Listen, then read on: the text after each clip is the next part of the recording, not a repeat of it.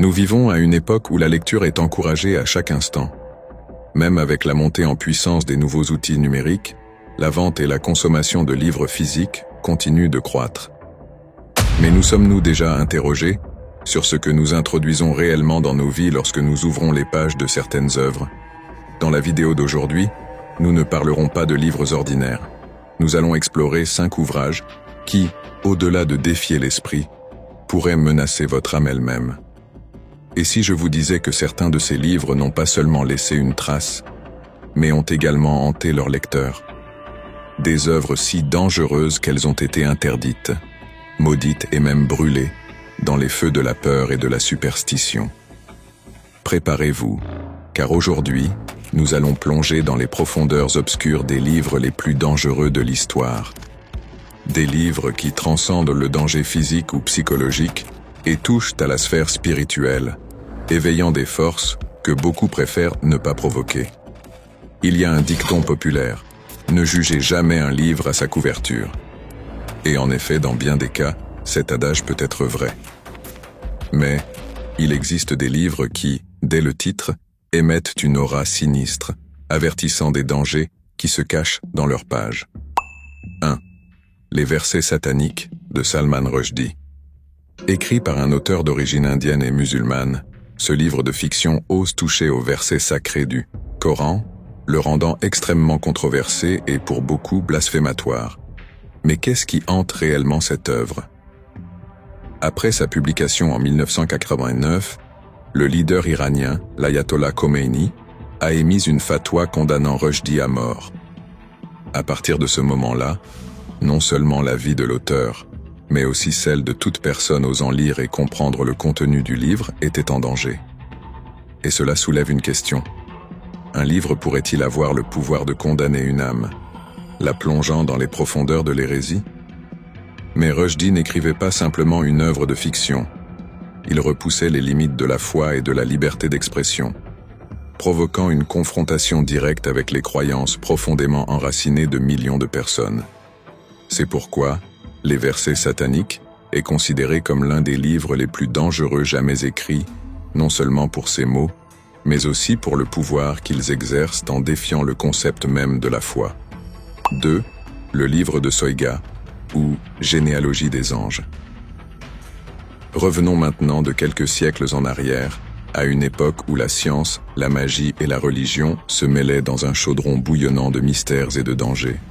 Imaginez-vous dans l'Angleterre élisabéthaine, où un homme brillant, un véritable génie en mathématiques, astronomie et astrologie, a consacré sa vie à percer les secrets de l'univers. Son nom était John Dee, un homme qui, en plus de ses talents académiques, s'est profondément plongé dans les études occultes, cherchant à communiquer avec les anges eux-mêmes.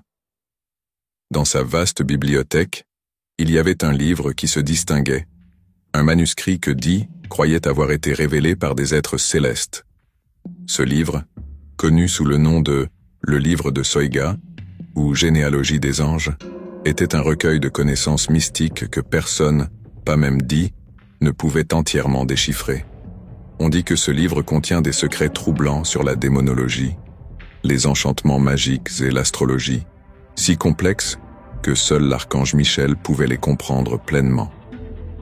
Dee a passé une grande partie de sa vie à essayer d'en percer les mystères, croyant qu'à travers lui, il pourrait atteindre la connaissance suprême et une connexion directe avec le divin. Mais peut-être que le plus grand mystère est la disparition du livre de Soïga lui-même. Après la mort de Dee, le livre a disparu de sa vaste bibliothèque pour ne réapparaître que des siècles plus tard, en 1994, lorsque 2 copies ont été retrouvées. À ce jour, les érudits tentent encore de déchiffrer ces codes complexes, mais les secrets qu'ils renferment semblent résister à toute tentative humaine de compréhension. Peut-être que certains secrets sont destinés à rester cachés. 3. Mein Kampf.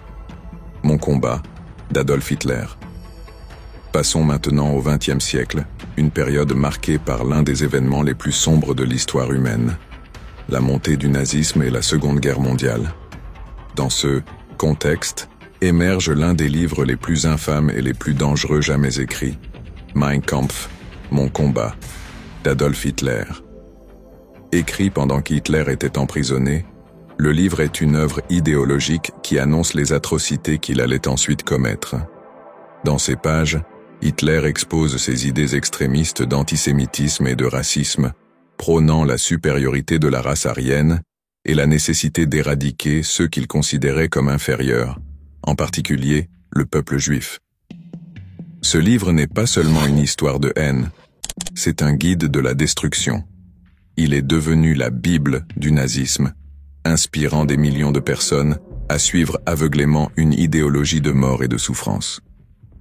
Et ce qui est encore plus troublant, c'est que même après la chute du régime nazi, Mein Kampf continue d'être une lecture influente parmi les groupes néo-nazis du monde entier, perpétuant un héritage de haine et de violence. Mais qu'est-ce qui rend ce livre si dangereux? Ce n'est pas seulement le contenu explicite, mais le pouvoir qu'il a encore de corrompre les esprits, transformant des pensées en actions horribles. C'est un sombre rappel de la manière dont les mots, lorsqu'ils sont utilisés avec malveillance, peuvent détruire des civilisations entières. 4. Le Grand Grimoire. Et si vous pensez que nous avons déjà vu assez, préparez-vous à l'un des livres les plus controversés et redoutés de l'histoire, le Grand Grimoire. Datant du XVIe siècle, ce livre est considéré comme l'apogée des textes de magie noire, une œuvre qui enseigne non seulement comment invoquer des démons, mais aussi comment conclure des pactes avec Lucifer lui-même. Le Grand Grimoire est un manuel de pouvoirs obscurs, détaillant des rituels qui, selon la légende, même les dirigeants satanistes n'oseraient pas pratiquer. Pourquoi? Parce qu'ils savaient que les risques étaient trop grands, que les pouvoirs invoqués pourraient échapper au contrôle humain et entraîner l'âme de l'invocateur dans la damnation éternelle.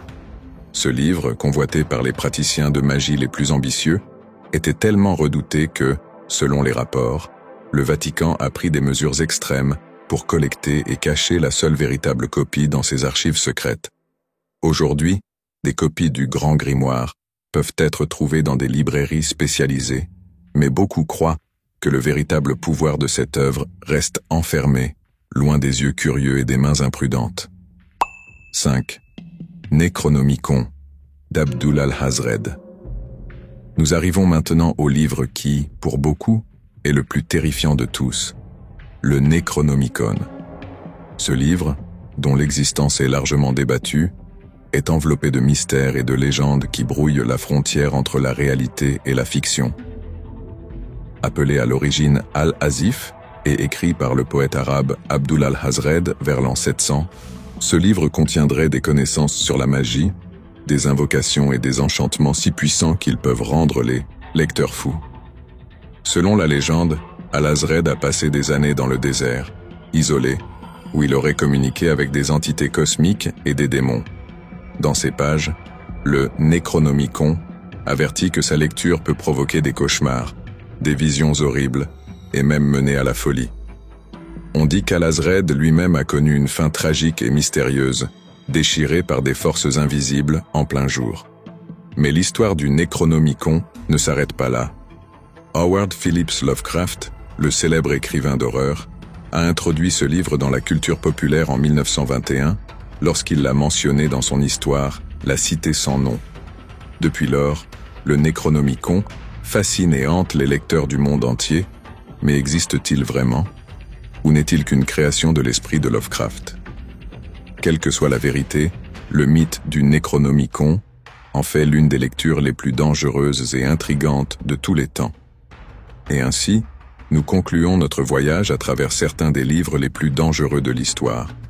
Des livres qui, lorsqu'ils sont lus, pourraient non seulement changer votre vision du monde, mais aussi mettre en danger votre propre âme. Ce sont des textes qui défient la compréhension, provoquent la peur et suscitent l'anxiété d'une manière que peu d'autres ouvrages peuvent. Et vous?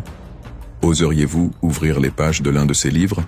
Ou pensez-vous que certaines connaissances sont mieux oubliées?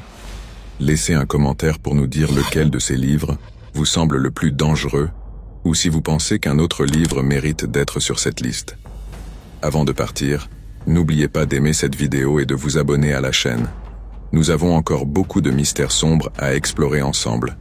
Dans la prochaine vidéo, nous découvrirons 2 signes qui manquent avant le retour de Jésus. Vous ne voudrez pas manquer cette révélation. D'ici là, restez vigilants et faites attention à ce que vous lisez. La véritable sagesse pourrait se trouver au-delà des mots.